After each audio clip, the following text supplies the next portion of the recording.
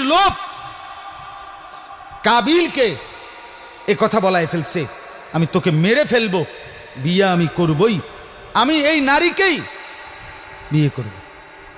অথচ এই নারীকে বিয়ে না করতে নিষেধ করছে এক নম্বরে সরাসরি আল্লাহ, কারণ এটা আল্লাহর হুকুম।